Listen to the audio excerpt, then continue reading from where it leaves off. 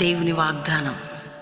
ఈ ఉదయకాల సమయంలో ఈ దినం దేవుని వాగ్దానం చక్కటి కార్యక్రమానికి అందరినీ ప్రేమతో ఎలా ఉన్నారు, ఎలాంటి ప్రార్థన చేస్తున్నారు, పొద్దున్న లేస్తున్నారా, మీరు 50 దినాలు అటెండ్ అయ్యి వెళ్ళారు, ఎలా చాలామంది లైవ్ చూశారు, వాగ్దానాలు విన్నారు. మన ఫస్ట్ ప్రవీణ్ యూట్యూబ్లో, మన ఫస్ట్ ప్రవీణ్ అఫీషియల్ ఫేస్బుక్లో మీరు చూసే ప్రోగ్రామ్స్, ఏదో మన కొరకు, ఏదో మన ఖ్యాతి కొరకు, మన పేరు, మనందరం చేసిన ప్రార్థన, మన కన్నీటి ఉపవాసం, విజ్ఞాపనలు అన్నిటికీ జవాబు మన రక్షకుడు, మన దేవుడు, మన ప్రభువైన యేసు మనకు అనుగ్రహించాడు. ఈరోజు ఏ కండిషన్, ఏ స్థితి మీకుంది, మీరు ఎలాంటి పరిస్థితి గుండా వెళ్తున్నారు, దేవుడు నిన్ను ప్రేమిస్తున్నాడు, విడిపిస్తాడు, తల్లిగా తండ్రిగా రక్షిస్తాడు. ఆయన ప్రేమ మంచిది, విలువైనది, అది పాపము నుండి విడిపించేది, కూపం నుండి తప్పించేది. ఇంకా రక్షణ లేని బిడ్డలుంటే ఇదే రక్షణ దినం. యేసు రక్షకుడు ప్రాణం పెట్టి రక్తం కార్చిన యేసుకే నీ జీవితం సొంతమైపోవాలి. రెండోది, ఏ కష్ట దుఃఖ సమయాల్లో ఆయన ప్రేమ కనికరం నిన్ను ముట్టి వెంటాడబోతుంది. ఏ విషయంలో దిగులు పడకు. ఈరోజు ఒక్క మాట నేను చదువుతున్నాను. మరి యేస్కేలు గ్రంథం 37వ అధ్యాయం 26వ వచనం, నేను వారితో సమాధానార్థమైన నిబంధన చేసేదను, అది నాకును వారికి నిత్య నిబంధనగా ఉండును. నేను వారిని స్థిరపరచెదను, వారిని విస్తరింపజేసి వారి మధ్య నా పరిశుద్ధ స్థలమును నిత్యము ఉంచెదను.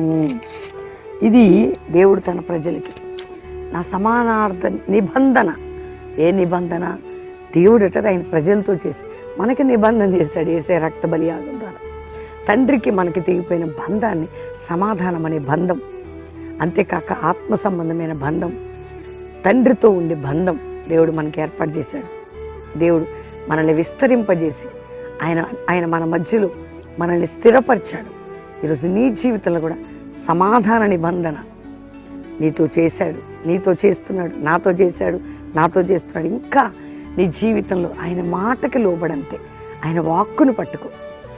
అలాంటి నిబంధనని మీరడు నా దేవుడు, మన దేవుడు కదండి.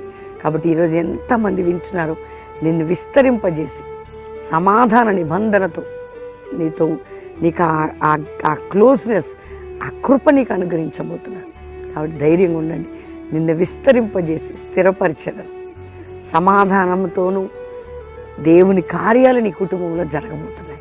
కాబట్టి నిన్ను సమాధానం ఇచ్చి నిన్ను విస్తరింపజేసి స్థిరపరిచెదను. అర్థమైందా?